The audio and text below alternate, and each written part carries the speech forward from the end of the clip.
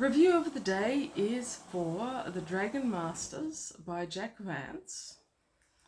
Jack Vance is an long-term sci-fi favourite author of mine. Him and Roger Zelazny were probably two of my favourite early authors who got me into classic sci-fi. I can't remember ever first discovering him, and I suspect I never did. I suspect I inherited him like Theodore Sturgeon from my parents. They probably had a couple of Jack Vance books lying around and I read them. What makes me think that is that my parents also had Ellery Queen books. And I just learnt now from Google that Jack Vance used the pen name of Ellery Queen when he was writing mystery. I'm now halfway tempted to go back and reread them, though I don't remember liking them very much when I was a kid. And, well, he was a grand master of science fiction, and his first Hugo Award in 1963 was for The Dragon Masters. Now look at this cover. Look at that artwork. If you're into classic sci-fi artwork, then you should love this book. It is absolutely spectacular. And it's in pretty good condition. It was in better condition before I started reading it, and it got the creases on a spine because it lived in my backpack for a couple of days.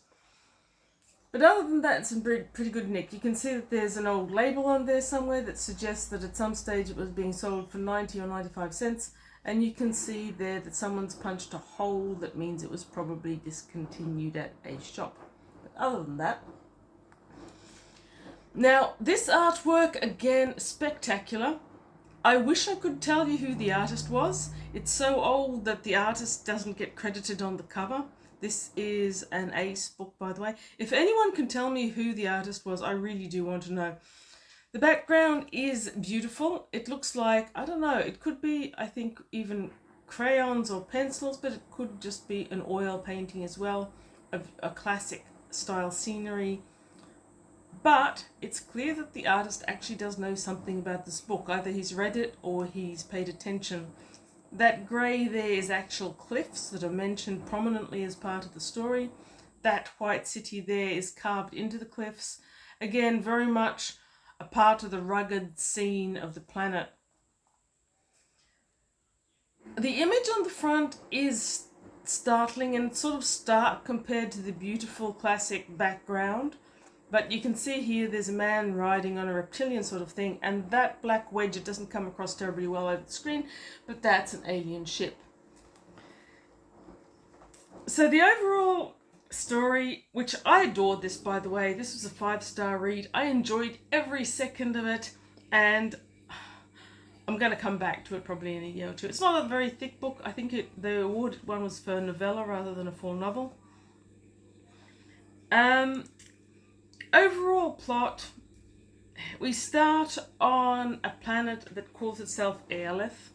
It's described as rocky, mountainous, harsh, and it's clear that humans have settled there. It's made clear from the get-go that humans aren't native to that planet. They did come from somewhere else, that they no longer have the power of interstellar travel.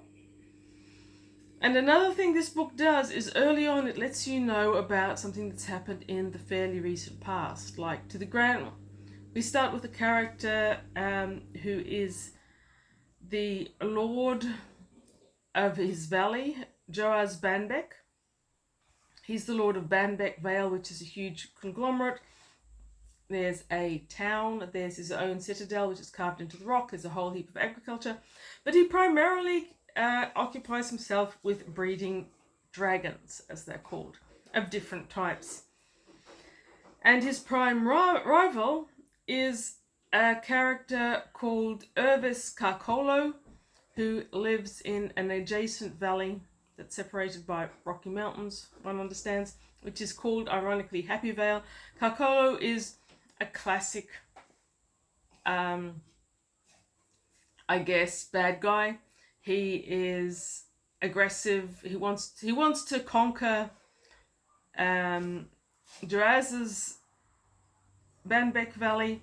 He He remembers an era when Happy Valley was the ascendant part of the world, and he wants that back. He's very keen on conquering. He too breeds dragons. And before I say anything else, the dragons. These are dragons. Before Anne McCaffrey brought us the intelligent dragon, these are more like beasts or animals. Jack Vance describes them with a very light touch. So they breed them for riding and they breed them for fighting. And you've got lots of little subtypes within dragonkind. There's spiders. Spiders are described to be big and as riding animals. And then they mention termagants, great name. And there's blue horrors and juggers and fiends. And there's murderers, I think, as well, and a couple of other ones. They aren't over-described. So you hear small things like some are fast and some are slow. And they've got weapons integrated into them, or they carry weapons, or they carry knights that have weapons. Jack Vance writes the dragon and the warfare with a light touch that still manages to totally and utterly suck you in and involve you in what's happening. I don't get exactly how the heaviest fighting dragons, the juggers, did it, but it gives you enough that you can use your own imagination to fill in gaps if you need to do that, but if you don't, it's just a great story. Anyway, back to the overall story. At the beginning of the story, we realize that in the past, and not that distant past, Joaz's grandfather, I think it was, who was in power in his valley, at the time when Happy Valley was a more ascendant valley, and a starship came down from which came a whole heap of different creatures that are again very lightly described. If it wasn't an author I knew well, I'd think they just weren't very good at descriptions, but because it's Vance, it becomes clear that his descriptions, he's not going into too much description, and later on you find out why, but a whole heap of different creatures, it's implied more than one type of creature, come out together. They take a whole heap of people from the valley's captive back onto their spaceship, but they are essentially defeated when they try to take over Joaz's grandfather's valley, and he actually takes 25 of their lords captive. It's an engaging mystery, and then we come forward. Now, is that the first bit that it's told? No, that isn't. Chapter 1 starts with the apartments of Joaz Banbeck. And we must learn about the past history a little bit after that. So integrated that it felt like that was the first thing we learned about it. Okay, let's go back to chapter 1. Joaz Banbeck. His apartments are described, but we don't meet Banbeck himself straight up. First of all, we are introduced to him through an interlocutor of Fade. Fade is a minstrel maiden, and at first I was thinking by that you meant minstrel as in plays music, but later it seemed more like she was, I don't know, a comfort woman. She's never really well described. She's there, she belongs to a discipline, she's been assigned to Joaz, but she doesn't understand him terribly well. I think she's mainly there to be an interlocutor to introduce Joaz to the reader. And she starts off the story by going into his private chambers, or it could be his study, and finds I can't pronounce this, sacerdotes, Sacerdotes.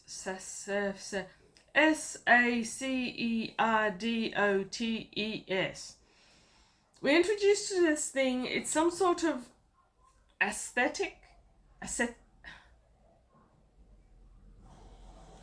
it's a man, but it's not an ordinary man. It walks around naked. It doesn't have a society, and it doesn't interact with society. They do always have to tell the truth. They're known for having a necklace talk and for having waist-length hair. They wander around in the cold naked. They don't seem to be really human, but we're not really introduced to the notion that they're a different species. A plot builder, I guess. It's this whole subculture. Within the subculture, they live deep in caverns, and they're an integral part of the plot. So we're introduced to Jazz, we're introduced to these Ceradotes, whatever they are. Then we meet his neighbour, the combative Urvis Carcolo. We find out all about the different dragons that are bred. And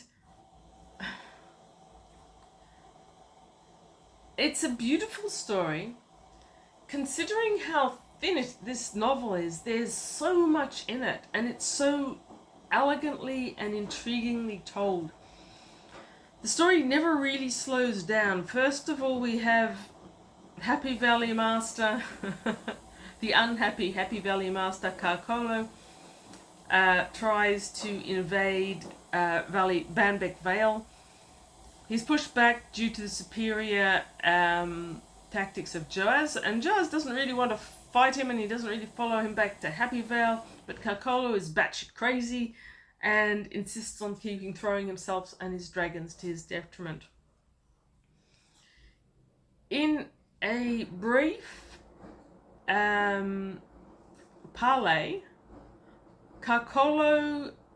Banbeck basically warns Carcolo, and through an intermediary, that he thinks that these aliens that came down in a starship once before are about to come back. The ship included a race that are referred to as the Revered. That's it. And they have a very, very strange sort of philosophy based on predestination, which meant that Banbeck's grandfather couldn't actually negotiate with them because there was insufficient core understanding of concepts between the two. The invaders basically thought, you have got no option, it's predetermined, you be captured, and Banbeck had no such illusions.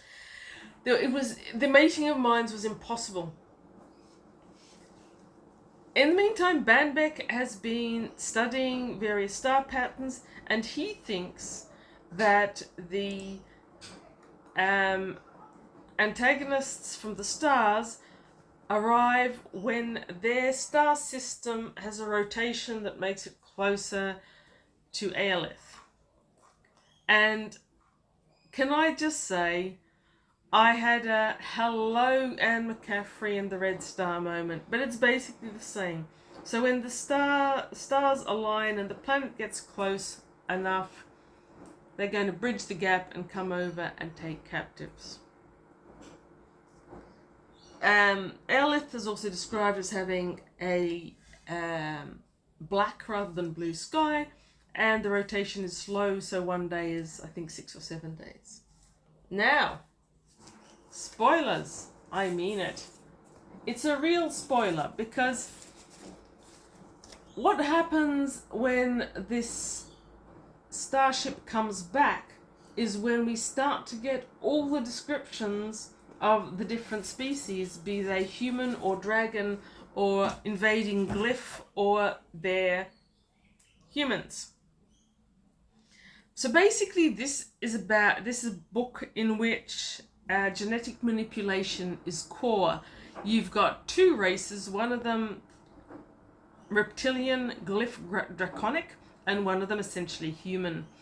On Aelith, the humans are ascendant and they breed dragons for their own purposes, but on this other planet, I think it was called Cordeline or something like that, the reptilians are ascendant and they breed humans to be into different forms. So that becomes really clear in the ending, and once you start seeing that, you start seeing how the whole thing fits together. It's pretty wild, and I loved it. So yeah, really enjoyed the way that played out at the end. But essentially, with a lot of books, what's going to wow you is whether the writing suits you. That became really clear to me in my recent reading of The Man in the High Castle by Philip K. Dick. However good the storyline, the writing just wasn't my writing. It wasn't the writing of my dreams. I didn't love every second of reading it.